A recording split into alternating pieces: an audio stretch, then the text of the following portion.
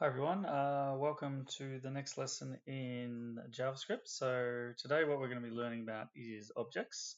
So objects are just things within JavaScript, which as the name suggests are basically an object, which are kind of similar to variables like constants or an actual variable, except that it allows you to actually hold multiple variables within an item. So essentially, the objects, when you think about objects, they're just kind of larger containers that hold information. So to start off, we've got our usual thing of we have a boilerplate with some information, and I've just added a script tag so that we can place our script into the article. So what we're going to do is we're going to start by creating a constant called product. Okay, and this is essentially an object. So normally if you were declaring just a variable, you'd have equals whatever the value is, but in this case, what we're making it equal to is a set of curly brackets in which we can define different items within the object. So for example, if we had a field called name, what we can do is that we can put in socks. So we've got a pair of socks, for example, and let's say we wanted to associate the price with that as well. And between each item, we need a comma, or each field, sorry.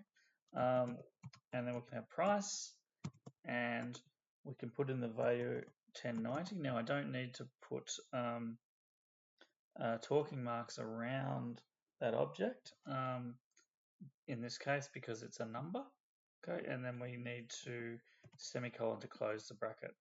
Now, if we wanted to see that object appear, we can do that by doing a console.log, and we can see what the log shows you. So if we do console log product, so we're showing that item on the console.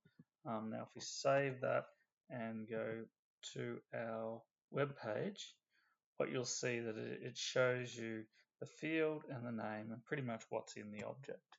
Okay, so that's how you get the values. Now, if you wanted to display an individual value, so the way that you would do that is just using dot notation. So dot and then name, and you'll see that it recognizes that kind of these are almost like what's called a method.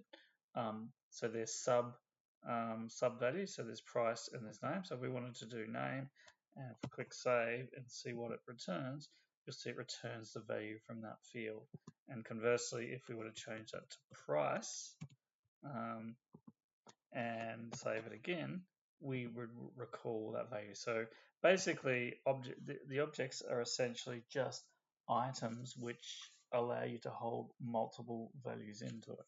Now, obviously, the things that we might want to do is that we might want to change some values in this area from time to time.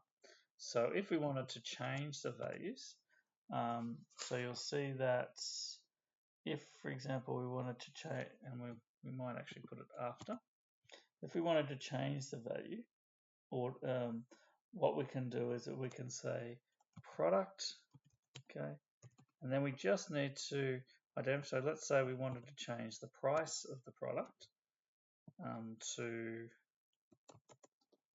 say 1200 cents, for example, okay, instead of 1090, or okay, that's what we can do. So if we want to display that the product again, what you should see in the console when we put it in is that you're going to see two lots of product being displayed, one with one price and one with another price. Click save and we have a look again. Okay, you'll see that we've got our original information, and then we've got our original information with the updated price. So that's how you would change a value within there. The other thing that you can do is that you can add a new property. So we'll add a new property now as well.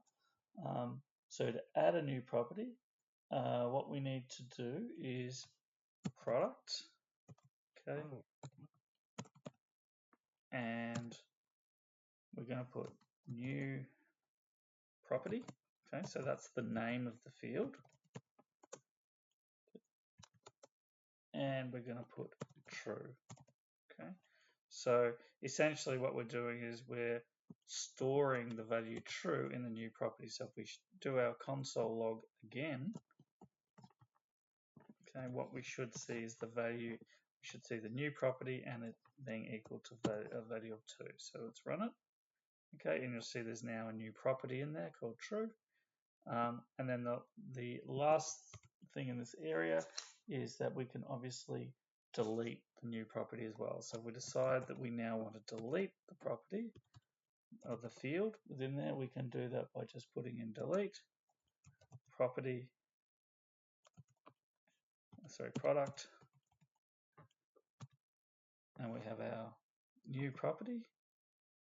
Okay, and that should hopefully get rid of the property. And we'll again just redisplay the values. If we click save and have a bit of a look, okay, you'll see that we've got our new property. We added the new property and then removed it. So essentially, that is how objects work. Now, with objects, there's also a lot more stuff that you can do with them. Okay, so one of the things we're going to introduce is the concept of a nested object. Okay, so what a nested object is it's an object within an object. Okay, so for example, if we wanted to add a new field, and let's say in this new field we wanted to put in details. Okay, so if we put in our details, now instead of just putting in the value, we put in our curly brackets, and within there we might have the details might be the date which these things are appearing. So we might say the 2nd of June, for example, and then we might also have the year. Okay, so that might be, let's say, 2024. Okay, and you'll need a comma between each one of them as well. Hopefully that does what we want it to do. Okay, so now if we let's have a look at what that's displaying. Just get rid of some of the lines. Okay, save it. Okay, and it's showing that there's a sub classification that when I click on it, you'll see that there's some additional information there. Okay, so it's displaying all those values. Now, to access these values is pretty straightforward. So if we want to go down to the next level, what we need to do is we need to have details, which is the name of the field that contains the object, and then within that we want to have our date if we wanted to display the date, for example. So if we then save that and show it again, we're getting the value out. So that's how you would add the values, and all the things that we spoke about before about the products adding and altering the value and removing can all be done using the same method with just an extra dot. So everything else is the same. It's just that you're going down a level in the object. So that is a nested object. So it means you can also store all sorts of things. So for example, if you want to store functions within here, you can also do that because functions are considered just another object in JavaScript. Okay, so the next thing that we're going to have a look at is a couple of built-in methods. So we've actually been using methods all the way along. So console, for example, is an object of the JavaScript, and one of the built-in methods that we have is a log, which basically just means we're displaying it on the screen because we've been using it all the way through. Okay, so whenever you get a dot and something, it just means it's a method of that object. Now, what we're going to have a look at now is something called JSON. So we'll have a quick look at, it's easier to go back to the web page to kind of explain what that is. Okay, so if we go all the way down, there's a bit of a thing on basically what it is. So JSON stands for JavaScript Object Notation. Okay, now basically what that means is this is what an object looks like in JavaScript. Okay, And this is what an object looks like in JSON. Um, okay, so basically the main differences is that if we were to convert from a JavaScript object to a JSON object, this is the same object in the two different things. So the key things to note is that there are a few different differences in the syntax. So you'll see that they're all using double quotation marks. They're also putting quotation marks around the fields and a few things like that. Now, you don't really need to remember this other than to understand why it is used JSON at all. So this object here is specifically a JavaScript object, which means that if you're in a JavaScript environment and you're using it, your computer says, yes, I understand what that object is. However, not every language would understand that. Okay, so for example, if you put that into Python or C++ or something like that, it wouldn't understand that. But all computers understand this information here. So the reason JSON is even used is because it allows for information to be transferred from one computer to another and to make 100% sure that that computer understands what information it's receiving. So, and there's a couple of things to note is that JSON objects could be understood in JavaScript, but not the other way around. The other thing that is important to note is that in this particular item, okay, you might have noticed that there's actually a function within here. So we've got our name field, we've got our rating, which is in itself an object, and then below that we have a thing called a fun, which is a function, and it has some information about a function. Now, when you convert from JavaScript to JSON, JSON does not support functions, so that's why this line here doesn't appear over here. Okay, so basically that's what that is. Now, to convert between theirs, there is a built-in function to be able to do that. So that's why I'm saying you don't need to worry about too much about the exact notation or the syntax, because we've got a function that will do it for you. Okay, so if we wanted to convert this function into the form of a JSON function, what we can do is that we can put in, and we'll give ourselves a new variable. Say let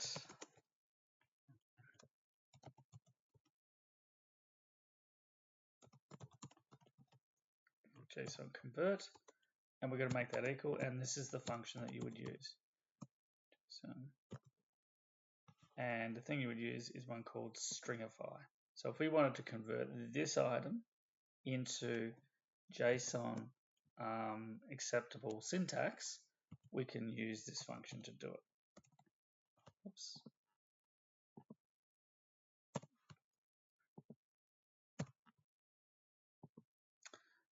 So if we then display that value, okay, so we display our variable here in console log, you'll see that there's a difference in the syntax that we're getting. So I'm going to save it, and we'll go back to here. Okay, and what you'll see is that when you print it out, it's now got double quotation marks around the fields. It's got all that sort of stuff. Okay, so pretty much that's how you convert between the two. It's pretty straightforward. And if we wanted to go back the other way, what we could do is if we wanted to convert it back, we can do that using another method. Okay, so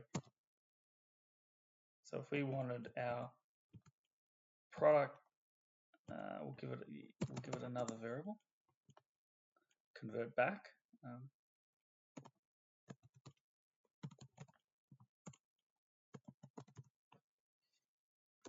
Okay, so that's our variable, and let's say we want to convert it back. We can use the method pass.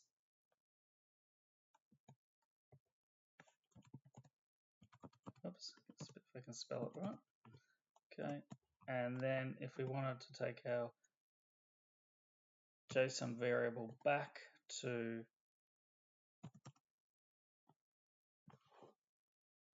the original syntax, we can use pass to do it.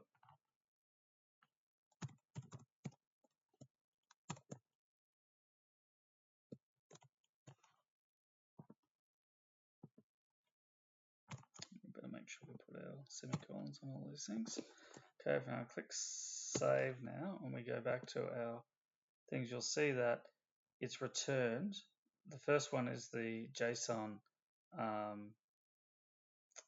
syntax, and then we've been able to return it back to the original syntax which was there. Okay, so that's basically how you do it, and that's what it's used for. Now and we're going to cover now one more basic function that we need you to learn, which is a thing called local storage. Now, so far when we've been doing storage of information, things like constants and objects and those sorts of things, what we've actually been doing is using temporary containers on which to store materials. Now, so for example, if you have a computer game, it's like you're on a pinball machine, you have the highest score. As soon as that game is finished or the machine stops, if you unplug it and plug it back in, it's lost the high score result, right? So basically, what we would now want to do is be able to store information in a more permanent way. Okay, and the way that we do that, and I'll get rid of most of this stuff, is a thing called local storage. So for example, if you had a game that you were making and you wanted the high score to be stored, you'd use a method called local storage. Okay, and within local storage, what you can do is you can set the value, which I think is set item, but I've forgotten my notes, so I'll just quickly check. It is set item. Okay, so if we do set item, okay, now what we can do is that we have two parameters that we need to give it. The first is that we need to give it a name. So for example, if we had a message that we were trying to store, okay, what we would then need to do is then give it the message itself that's going to be stored. So message would be the name of the message, and if we wanted to store this message, then we just need to actually put the message itself in. Okay, so that's how we would store a local item. Okay, now to retrieve that item, what we can then do is we can put in local storage. Okay, so it means it's going to be stored somewhere on your computer. Okay, and for that we need to get the item. Okay, and then we need to quote the name of the item. So in this case, message. And then, okay, and now if we want to see that this has actually been recalled, we can put this into a console.log so that we can actually see that it's actually done it. I'll just save that there. If we have a look here, and whoops, is not a function. Okay, let's have a look what's gone wrong. Something's gone wrong.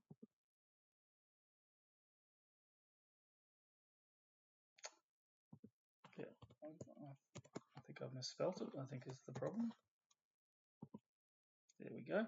Okay, so it's basically stored the item and then been able to recall. So it works in much the same way as any other variable, except that if we were to refresh the computer, it would still have stored that item. So you can come back at a different session on your website and you'll be able to get that information. Now, within the stored item, there are a couple of useful sort of sub methods that are associated with that item.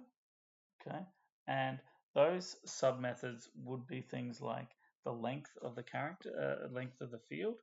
So, for example, if we want to work out how much text is in there, we can use something like hello dot length. Okay, and hopefully that will return the number of characters that we have in the item. So we have 5 characters, so it tells you the length of the um, the length of the string. And the other ones you can do is things like convert. You can convert everything to uppercase. Okay, and if we show that now, and let's go there.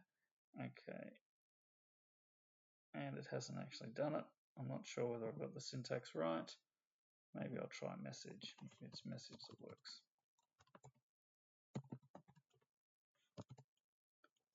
Let's try again, see if it works. If it doesn't, that's okay.